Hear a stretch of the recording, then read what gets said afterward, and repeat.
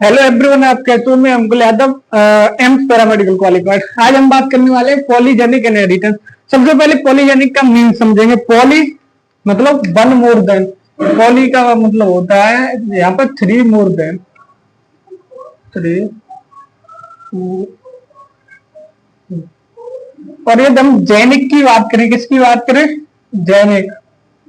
जैनिक मतलब जीन। तो इसकी परिभाषा हो जाएगी साथियों, वैन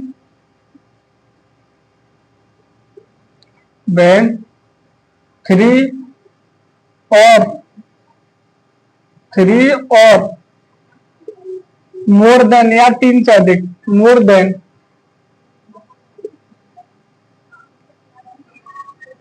थ्री और more than gene decide character, decide character called polygenic inheritance.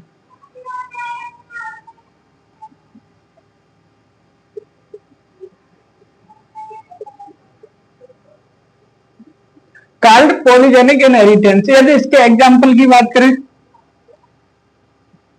Human skin colour,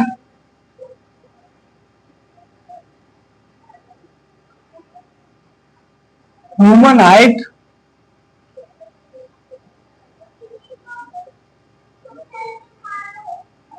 और इसमें चार यदि एक जीन है, मान लो जीन, एक जीन है, एक जीन के थ्री एलील है। कितने एलील है? तीन। Number one capital A, capital A, इसे इसने कह दिया डार्केस्ट होता है, एनसीईआरटी ने डार्केस्ट। और कैपिटल ए स्मॉल ए, इसे कह दिया इंटरमीडिएट, इंटर। और एक है स्मॉल ए, स्मॉल ए, इसे एक एनसीईआरटी ने कह दिया लाइटेस्ट।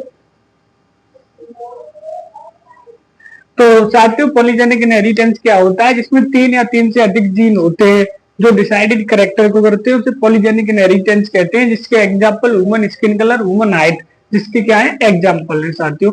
तो पॉलीजेनिक इनहेरिटेंस समझ में आई होगी उम्मीद। आगे हम बात करने वाले हैं एक मजबूरी सी, एक मजबूरी सी छाई है। चैनल को सब्सक्राइब करें, कमेंट शेयर जरूर करें। तो आगे हम बात करने वाले हैं क्रोमोसोमल थ्योरी की।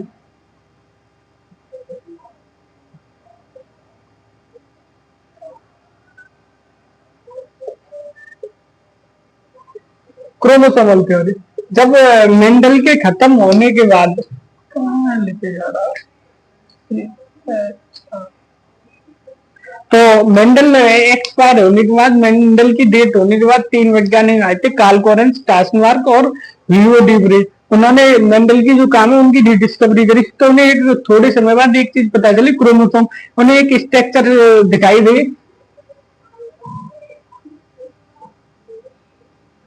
इस टाइप की। मान लो ये कोई एलील है, इसका कैपिटल टी, ये कैपिटल टी एलील है इसका। तो उन्होंने इसे क्रोमोसोम कह दिया। क्या कह दिया? Chromosome. Chromosome theory given by Sutton Boveri. किसने दी थी ये?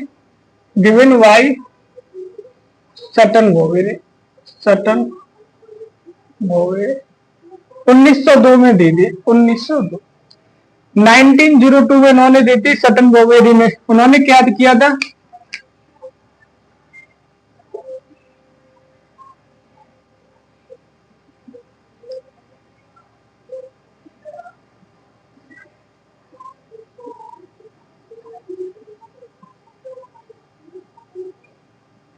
इन्होंने बताया था क्रोमोसोम का नेचर होता है वो पैरेलल होता है, पैरेलल। कैसा होता है क्रोमोसोम का नेचर? पैरेलल होता है, पैरेलल। इन्होंने बताया था सटन बोवेरी ने कि क्रोमोसोम का जो नेचर होता है वो पैरेलल होता है। Number one. नंबर दो, यदि जीन की बात करें, जीन या एलील, एलील एक दो, allele occur in pair, occur in pair, homologous chromosome.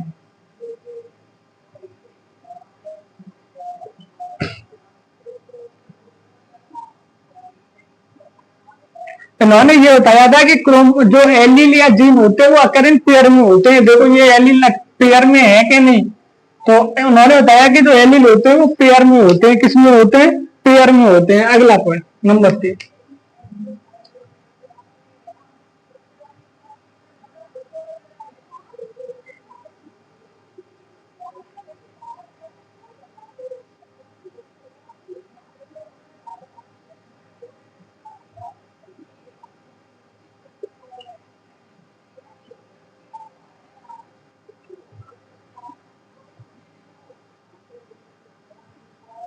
और इन्होंने बताया था कि मियोसिस के सेपरेशन के बाद गैमिट फॉर्मेशन होंगे। मियोसिस होने के बाद, सेपरेशन के बाद क्या होंगे?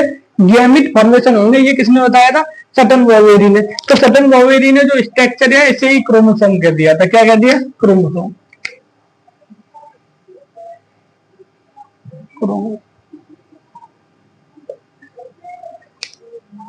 ये एलील है, ये क्रोमोसोम है। ये तो आप दर्शाना चाहते हैं तो कैपिटल आर एल ध्यान कर दो, red capital R small R, ऐसे भी इन दर्शा सकते हैं। ये कैपिटल आर स्मॉल आर है, क्या है? ये एल। तो सटन बॉबी ने क्या बताया? क्रोमोसोम का नेचर होता है वो पैरेलल होता है, ये पेयर में होते हैं, ये सेपरेशन इनका गैमेट फॉर्मेशन हो जाता है मियोसिस के बाद। उन्होंने ये बताया ये होमोलॉगस क्रोमोसोम होते हैं और उन्होंने अध्ययन किया। आगे हम बात करेंगे इसी की, ये केवल एनसीईआरटी की लाइन है। आइए हम बात करने वाले हैं experimental proof of chromosomal theory का। होगी उम्मीद ओ भाई।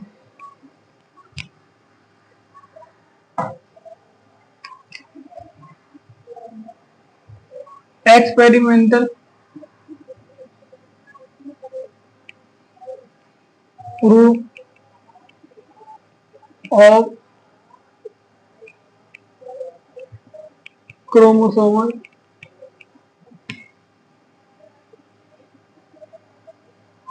थ्योरी। ये experimental proof of chromosomal theory की बात करें तो किन करो एक्सपेरिमेंट, इन्हें कहते हैं फ्लाईमैन ऑफ जेनेटिक्स। फ्लाईमैन ऑफ जेनेटिक्स, यानी फ्लाईमैन ऑफ जेनेटिक्स किस लिए कहते हैं? जिन्होंने इन्होंने जो एक्सपेरिमेंट किए थे वो फ्रूट फ्लाई पर किए गए। इनका पूरा नाम है, इनका जेनेटिक्स का इनका नाम है थॉमस हंट मॉर्गन, या ऐसे कहते हैं टीएच मॉर्गन। TH Morgan.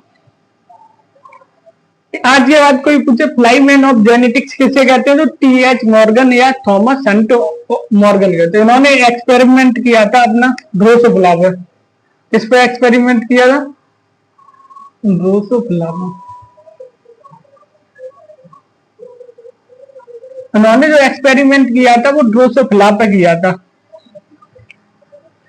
किस पे एक्सपेरिमेंट किया था? ड्रोसोफ्ला पे।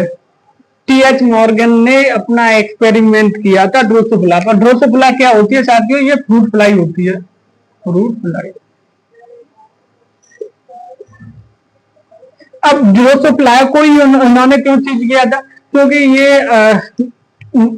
इसका जो जीवन चक्र होता है वो बहुत कम होता है, 7 से 8 वीक का होता है।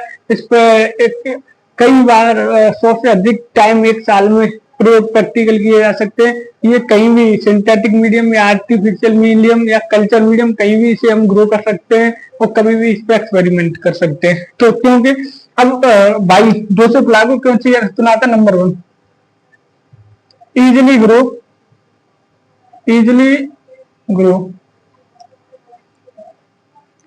Number 1 culture medium, synthetic medium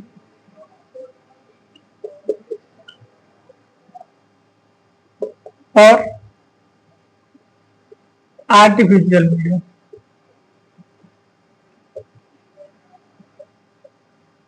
या तो इसे कल्चर मीडियम में ग्रो कर लो या सिंथेटिक मीडियम में, या अपना कोई आर्टिफिशियल मीडियम बना लो, वहां भी ये ग्रो हो जाएगी। Short life span,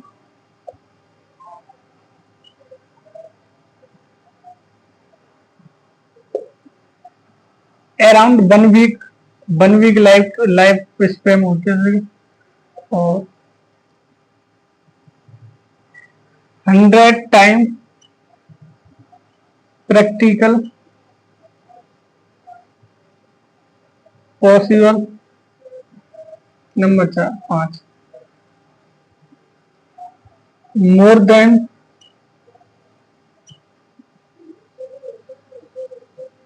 then progeny produce. यदि हम मान लो कि इस पे प्रैक्टिकल ये टीएच मॉर्गन करते, मान लो इंसान पे करते, तो हमें क्या करना पड़ता है, इनकी 10 मान लो 8-10 पीढ़ियां देखनी पड़ती हैं। मान लो कोई श्यामपाल के घनश्याम के श्रीपाल, हरपाल, मतलब अब इतनी प्रैक्टिकल करने, तो मैं मान लो साइंटिस्ट हूँ, मैं प्रैक्टिकल कर रहा हूँ मान लो घनश्याम पे, अब वो उनकी मुझे 10 पीढ़ियां देखनी है, क्या संभव है? उनके बच्चे होंगे तब तक मैं चला जाऊं, क्या पता। तो हम क्या करते हैं, ऐसी चीज मेंटल ने मटर क्यों चली, क्योंकि ये 2 से 3 महीने में कंप्लीट हो जाती है इसका जीवन साइकिल।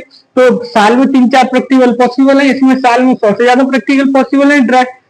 ये ड्रोसोफ्लाप है, तो टीएच मॉर्गन ने इसलिए ड्रोसोफ्लाप प्रैक्टिकल किया था, और उन्हें पता था कि मैं इनकी 10-15 पीढ़ियों का अध्ययन कर लूं और करेक्टर का पता लगू, कौन से करेक्टर कौन से कैसे जा रहे हैं और कौन सी डिस्म्यूटेशन है, उन चीजों का टीएच मॉर्गन को पता लग सके, इसलिए। तो हाँ, ये इजीली ग्रो हो जाती है, ये सिंथेटिक मीडियम या कल्चर मीडियम या आर्टिफिशियल ग्रो कर सकता है, और ये शॉर्ट लाइफ स्पैन होता है, लगभग 1 वीक, और 100 टाइम प्रैक्टिकल पॉसिबल है, एंड मोर देन प्रोजेनी, और एक बार में बहुत सारे बच्चा पैदा करते हैं, इसलिए हमने ड्रोसोफ्ला को चुना। तो ये experimental proof of chromosomal theory का है। तो आप लिखिए, आगे की बात करते हैं।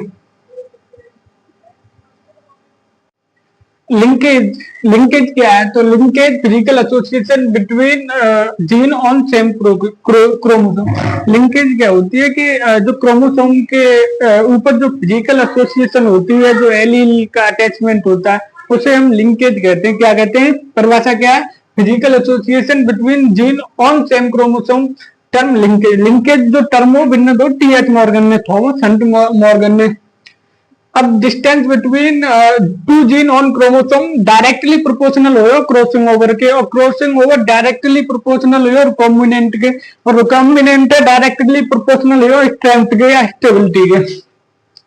यदि क्रॉस बन के, अब हमने यहाँ पर डायरेक्ट रिजल्ट की बात करी है, ना के पूरे झंझट की बात करी, तो मैं यही कहूंगा, कोशिश यही करना है कि जो डायरेक्ट रिजल्ट याद कर लेना। यदि क्रॉस वन के रिजल्ट की बात करें, जब मेल और फीमेल में क्रॉस वन में, जब मेल फीमेल में क्रॉस कराया जाता है, तो F2 जनरेशन में क्या रिजल्ट आता है क्रॉस वन का? तो F2 में 98.7% जो होते हैं वो पेरेंटल टाइप होते हैं, और 1.3% होते हैं वो रिकॉम्बिनेंट होते हैं। कैसे होते हैं? रिकॉम्बिनेंट। जब क्रॉस सेकंड की बात करेंगे, क्रॉस बी की, तो उसमें 62.8% जो रिजल्ट होंगे F2 जनरेशन में देंगे पेरेंटल, और 37.2 रिकॉम्बिनेंट होंगे क्रॉस 2 में। तो यदि 1% रिकॉम्बिनेंट फ्रीक्वेंसी को कहते हैं बराबर 1 सेंटीमीटर। मॉर्गन के स्टूडेंट है अल्फ्रेड स्टूडेंट ऑफ मॉर्गन, इन्होंने 1% रिकॉम्बिनेंट फ्रीक्वेंसी को 1 सेंटी मॉर्गन कह दिया था अपने गुरुजी के नाम पर, इसलिए इन्होंने 1 सेंटी मॉर्गन यूनिट दे दी थी लिंकेज की, तो इसलिए इनका नाम आ गया, और ये टीएच मॉर्गन के स्टूडेंट है। आगे हम बात करने वाले हैं रिकॉम्बिनेशन की। 1 मिनट।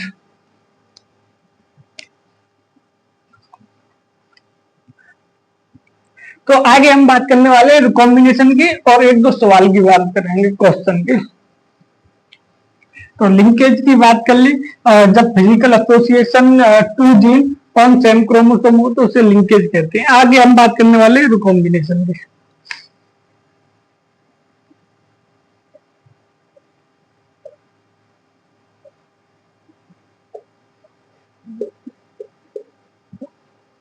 आगे हम बात करने वाले हैं किसके? रिकॉम्बिनेशन की।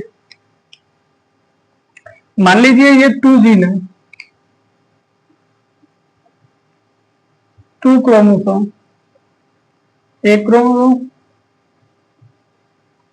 2 क्रोमोसोम। अब ये क्या करे, इससे ये मिल जाए, इससे ये मिल जाए, तो देखिए हिसाब से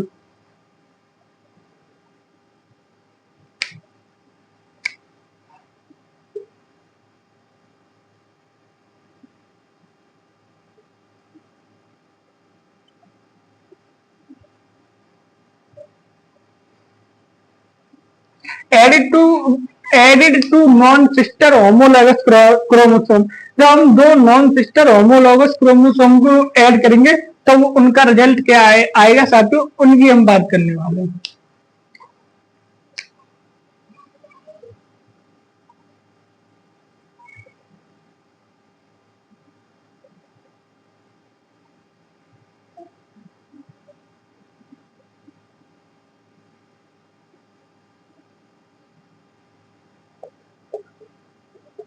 तो ये रिकॉम्बिनेशन है ये बात का। रिकॉम्बिनेशन, तो रिकॉम्बिनेशन वह प्रक्रिया है जिसमें दो क्रोमोसोम को ऐड कर दिया जाता है जिससे एक रिकॉम्बिनेंट चीज बन जाती है, एंड जिसे हम रिकॉम्बिनेशन कहते हैं। क्या कहते हैं साथियों? रिकॉम्बिनेशन। क्या कहते हैं? रिकॉम्बिनेशन। अब हम बात करेंगे क्वेश्चन की। किसकी बात करेंगे? क्वेश्चन की।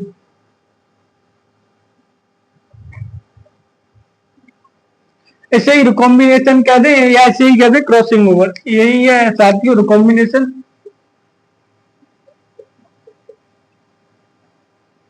या क्रॉसिंग ओवर। जिसमें आप देख रहे हो ये क्रॉसिंग हुई है। तो एक क्वेश्चन की हम साथियों बात करेंगे जो कि नीट 2022 में पूछा गया था, लिंकेज और कॉम्बिनेशन को ऐड करके।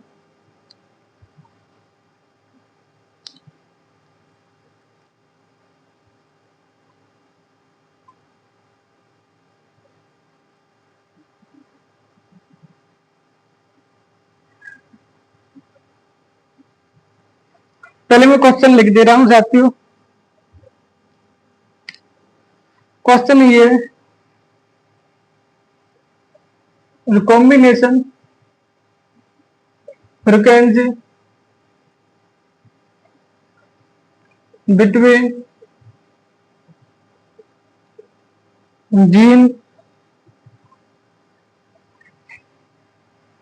ए और सी 5%, बी और सी 15%, बी और डी 9%,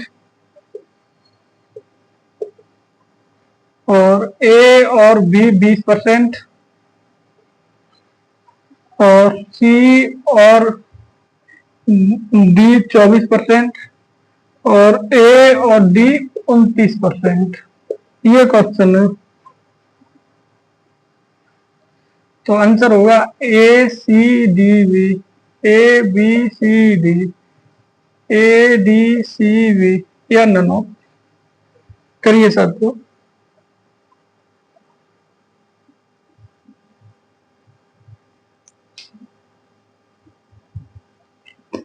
तो साथियों क्वेश्चन पढ़ेंगे, recombination frequency between two gene A C.